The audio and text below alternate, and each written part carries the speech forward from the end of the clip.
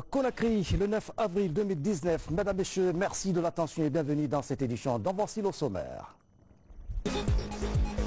L'appui budgétaire et le relèvement d'endettement de la Guinée débattu ce mardi à Washington. C'est à la faveur des assemblées du FMI et de la Banque mondiale. La délégation guinéenne y participe. Au sommaire encore, la promotion de l'écotourisme. La question préoccupe le ministre en charge des investissements.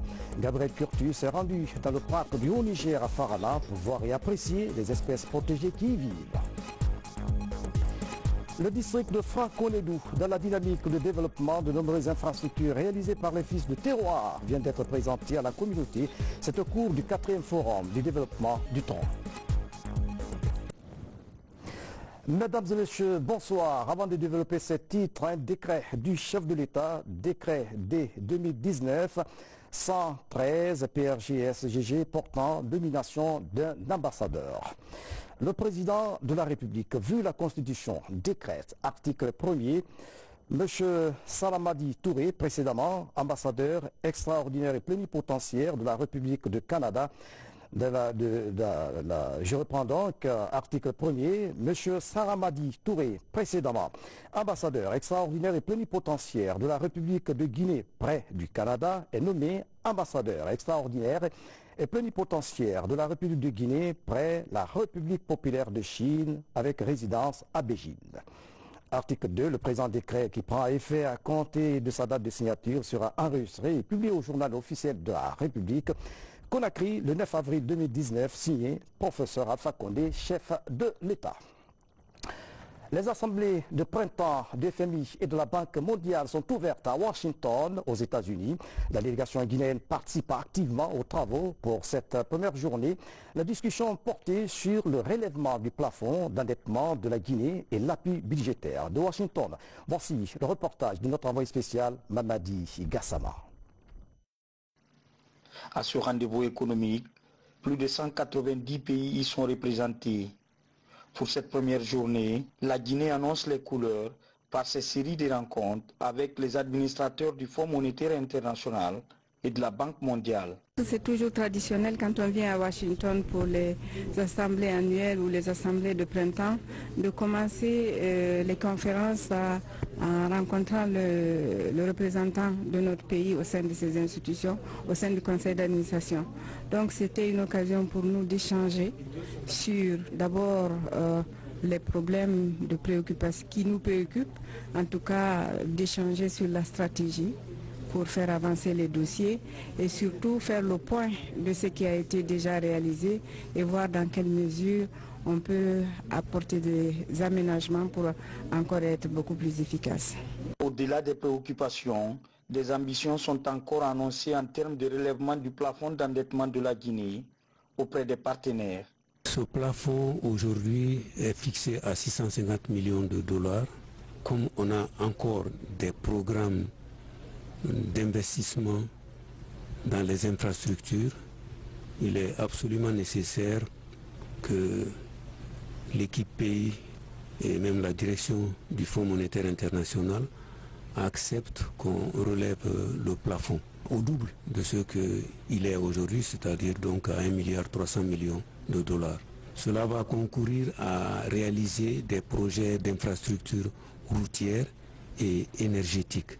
Avec l'équipe du département des finances publiques, l'accent a été surtout mis sur la nécessité d'apporter une assistance technique à la Direction nationale des impôts et des douanes.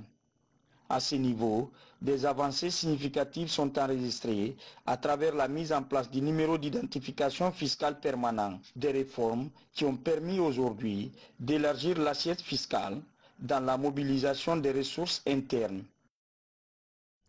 Rencontre à mi-parcours ce matin à la Direction générale des douanes pour le premier trimestre de cette année. Les résultats satisfaisants sont enregistrés. Le niveau de mobilisation des recettes est encourageant. 3 mois de dépassement record malgré quelques difficultés signalées. Voici le reportage de Mohamed Seyar Souma.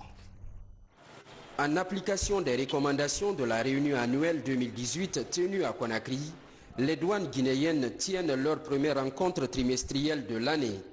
Une assise au cours de laquelle les forces et les faiblesses de cette importante régie financière sont passées au crible.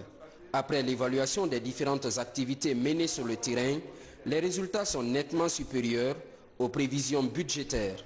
La loi des finances initiale 2019 a alloué à l'administration des douanes guinéennes une prévision de 7 800 milliards cette année. Sur les 3 premiers mois, janvier, février, mars, la prévision a été fixée à 1 908 milliards. Alors, sur les 1 908 milliards de prévisions, les services des douanes ont réalisé 2 077 milliards, soit une plus-value de 169 milliards environ.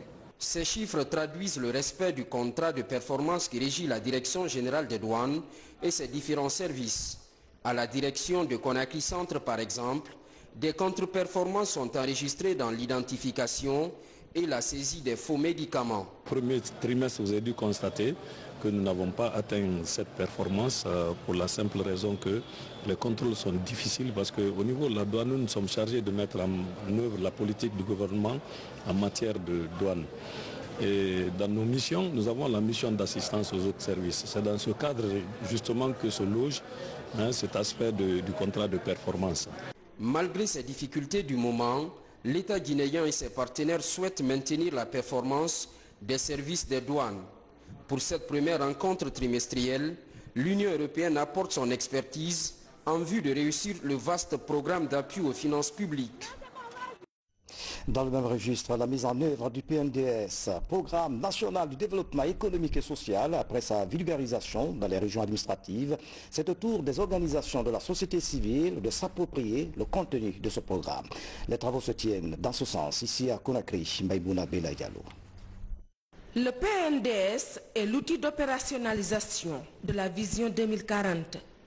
Son succès requiert l'implication harmonieuse de tous les acteurs de développement, dont la société civile. Les acteurs de la mise en œuvre de ce PNDS, ils sont sollicités autour justement de ce document pour mieux le comprendre, le partager, mieux le comprendre et pour pouvoir mieux le mettre en œuvre. Les organisations de la société civile sont des partenaires incontournables dans la mise en œuvre des projets et programmes. Ce sont des acteurs clés dans l'information, la sensibilisation, la formation et le plaidoyer en vue de l'appropriation du PNDS par les citoyens à la base. Comme toutes les personnes, tous les citoyens et citoyennes ne peuvent pas parler.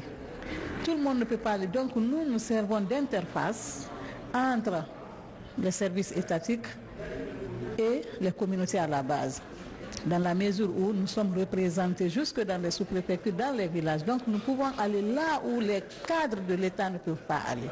Donc nous avons un rôle important. C'est une obligation même pour nous de vulgariser ce document, d'informer sur ces documents, mais aussi de participer à sa mise en œuvre. Outre son implication dans les instances d'élaboration et de suivi-évaluation du PNDS, la société civile sera associée à l'élaboration, la mise en œuvre et le suivi des programmes et projets de développement à la base.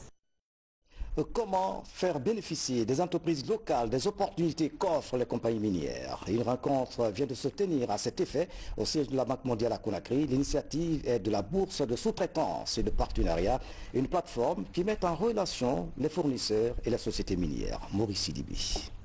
Pour la mise en œuvre effective de la politique du contenu local du gouvernement dans le secteur des mines en Guinée, le renforcement des capacités des entreprises locales s'avère nécessaire. Une centaine de responsables des petites et moyennes entreprises prennent part à cette formation sur la qualité des services. Les enjeux de la qualité et ses composantes pour permettre aux entreprises guinéennes d'accéder au marché des compagnies minières en améliorant la qualité de leurs services et des produits qu'ils offrent. C'est par exemple identifier les besoins, les exigences des clients en termes de qualité, c'est-à-dire que veut le client pour venir acheter vos produits. Il faut envisager du point de vue du client pour pouvoir offrir un produit de qualité. Ces entrepreneurs se familiarisent avec des notions liées aux besoins du client, aux méthodologies dans l'offre des biens et services en fonction des attitudes des consommateurs ou d'autres partenaires du terrain. La démarche vise à booster la compétitivité des PME locales. On a toujours des vides On apprend toujours, il faut toujours apprendre. Le monde évolue, il y a la technologie à tout. Les services changent, les clients changent, les besoins changent. On doit améliorer nos services, on doit améliorer nos offres. On doit nous approcher mieux de nos clients, savoir ce que le client veut et comment aller de l'avant pour la satisfaction de tous, de nous en tant que fournisseurs, de nos clients en tant qu'acheteurs et bénéficiaires des services. L'initiative est de la bourse de sous-traitance et du partenariat. Une plateforme mise en place il y a quelques mois. Elle met en relation les entreprises locales et les sociétés étrangères évoluant dans le pays. Je vous le disais en titre, comment promouvoir l'écotourisme en Guinée? La question intéresse le ministre des Investissements et des Partenariats publics et privés qui compte drainer des partenaires dans le secteur porteur de croissance. À marge des travaux à Farana, le ministre Gabriel Curtus a visité le parc national du Haut-Niger. Ce site se trouve dans un état peu reluisant. Pour 1000 hectares, il n'y a que 156 agents. C'est du moins le constat de nos reporters sur place. Lassana Kamara, Falilou Diallo.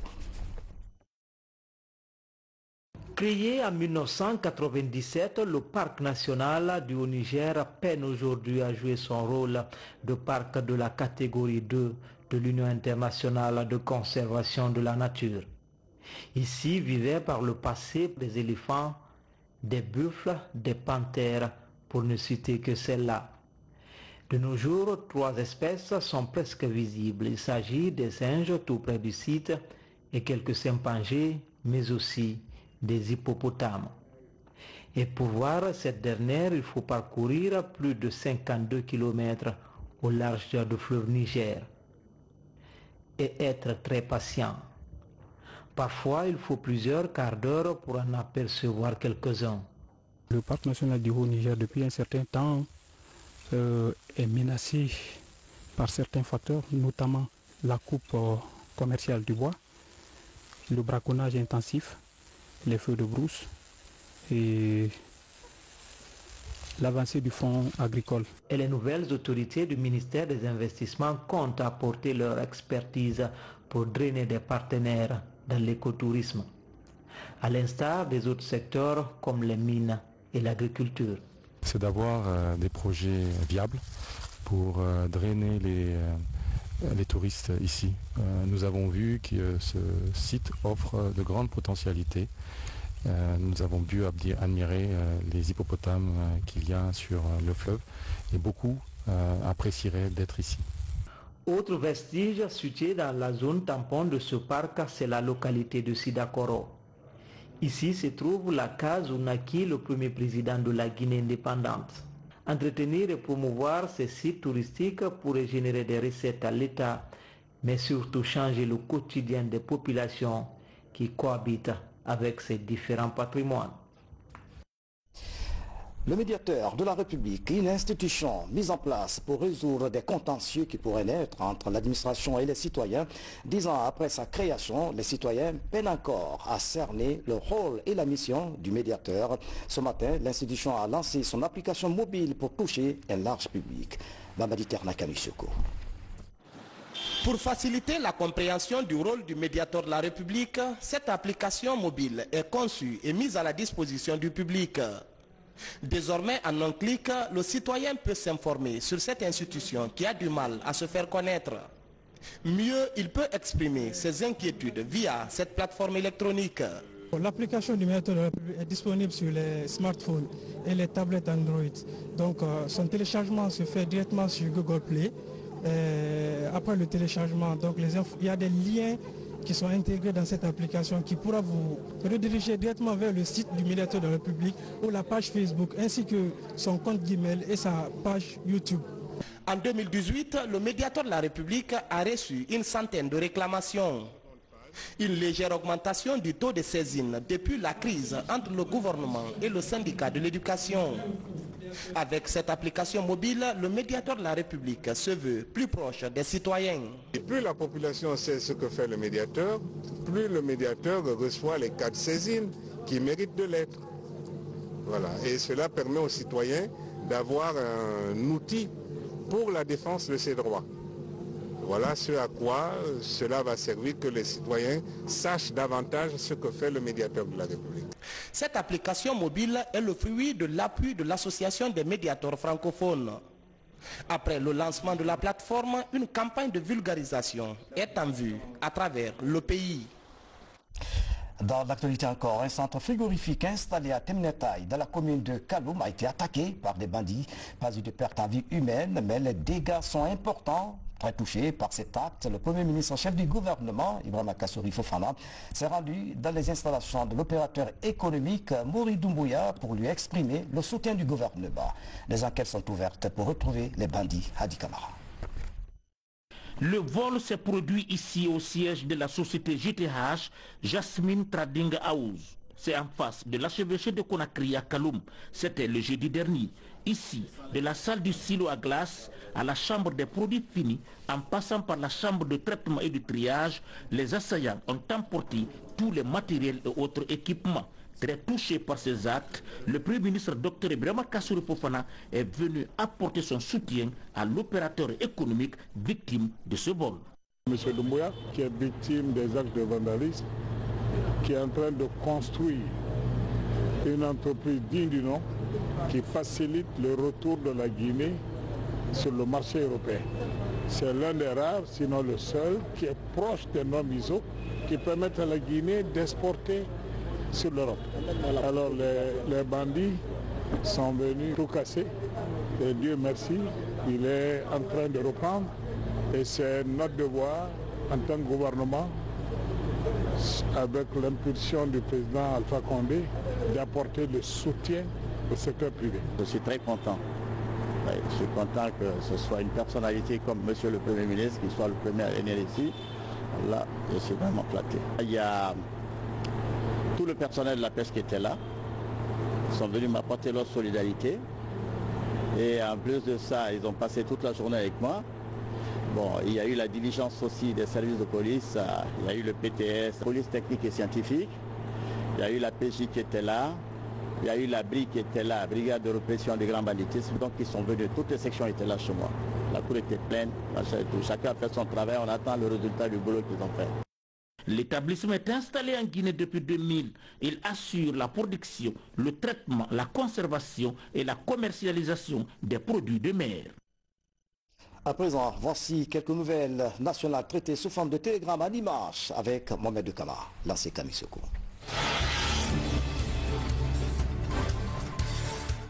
À la tête de la RTG Koloma depuis plus d'une année, Sekouba Savané est désormais le nouveau directeur général de la radiodiffusion télévision guinéenne.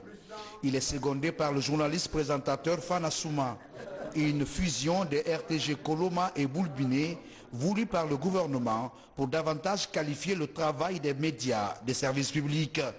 Dès son installation ce mardi dans ses nouvelles fonctions, Sekouba Savané appelle tous les travailleurs à l'union et à l'entente. La RTG a déjà fonctionné, Boulbiné et Koloma, comme une famille. Nous allons renforcer davantage les liens que nous apprécions déjà entre les deux structures qui sont aujourd'hui réunifiées. Donc il n'y aura pas désormais journalistes de Boulbiné et journalistes de Koloma. Il y aura tout court journalistes et techniciens de la RTG. Donc je les invite à relever le défi qui se présente à présent à nous.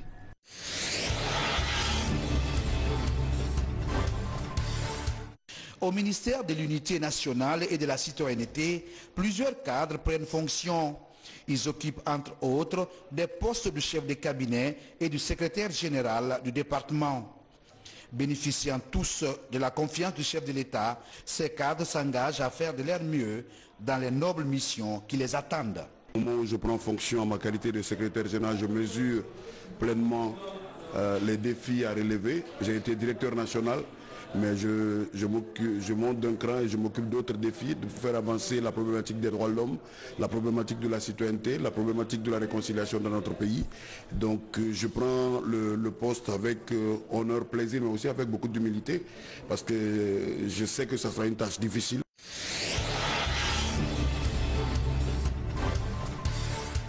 Les groupements de femmes de Gbessia Port 1 bénéficient d'un accompagnement en création et gestion d'entreprises. Des séances pratiques de saponification sont enseignées. L'objectif est de contribuer à l'autonomisation de ces groupements. Une initiative de l'ONG Protection Filles et Femmes de Guinée en partenariat avec la plateforme nationale de participation et d'initiative citoyenne. La politique du président Alpha Condé d'autonomiser les femmes, parce qu'il a dit que son mandat est dédié aux jeunes et aux femmes. Donc c'est dans cette optique nous on est parti. On sait que les femmes guinéennes elles souffrent beaucoup, elles ont besoin d'aide, elles ont besoin d'appui. C'est pour cela qu'on est venu aujourd'hui à côté des femmes pour leur apprendre le peu que nous aussi on sait.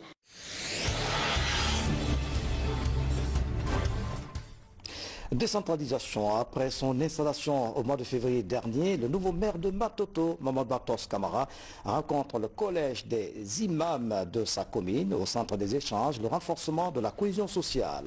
Alga Simba a suivi la rencontre. Matoto, la plus grande commune de la capitale.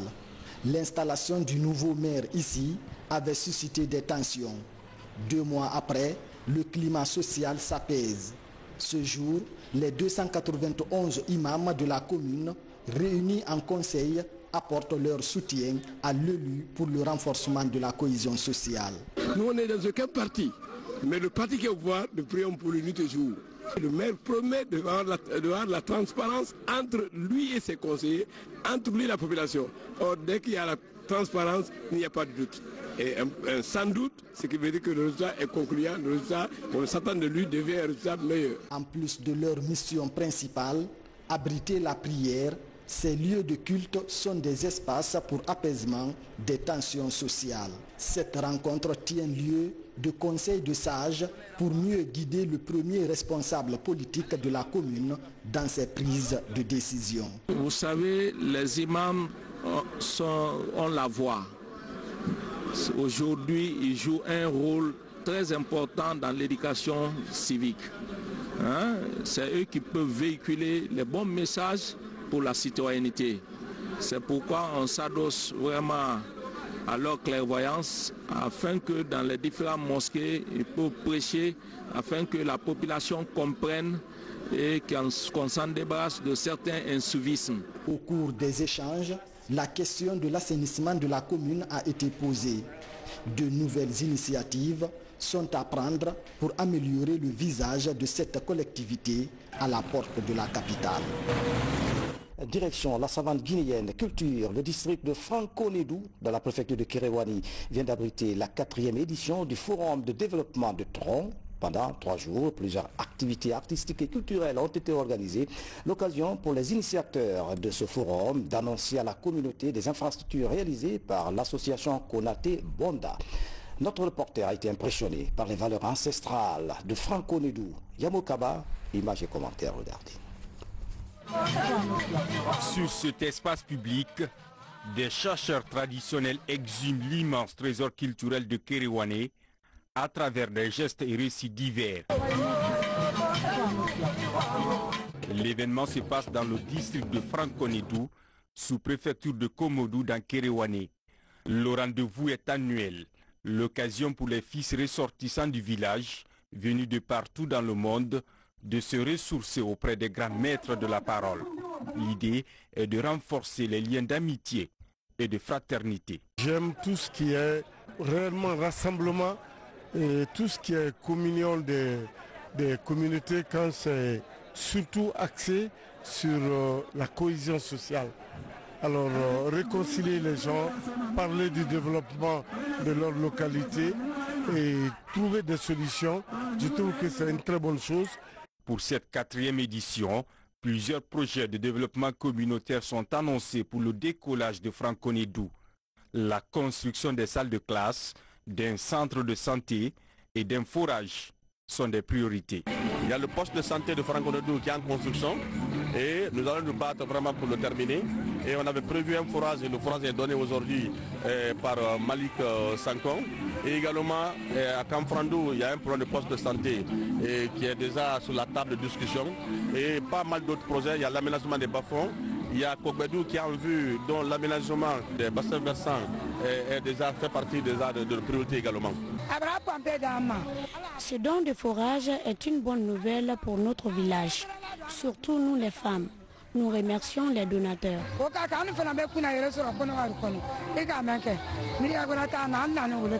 Cette initiative fédératrice a réuni les sages et imams de tronc autour du Saint-Coran. Le pardon divin est imploré pour le bonheur de la Guinée face aux grands défis sociaux. Franck Onedou dans la dynamique de développement. Merci Yamou. Nous revenons sur le contenu de ce décret avant de refermer cette édition. Décret D 2019-113 PRG SGG portant nomination d'un ambassadeur. Le président de la République, vu la Constitution, décrète, article 1er, M. Saramadi Touré, précédemment ambassadeur extraordinaire et plénipotentiaire de la République de Guinée près du Canada, est nommé ambassadeur extraordinaire et plénipotentiaire de la République de Guinée près la République populaire de Chine avec résidence à Beijing. Article 2, le présent décret qui prend effet à compter de sa date de signature sera enregistré et publié au journal officiel de la République, Conakry, le 9 avril 2019, signé professeur Alpha Condé, chef de l'État. C'est la fin de cette édition à tous. Merci de nous avoir suivis. Excellente soirée où que vous soyez dans le monde. À demain.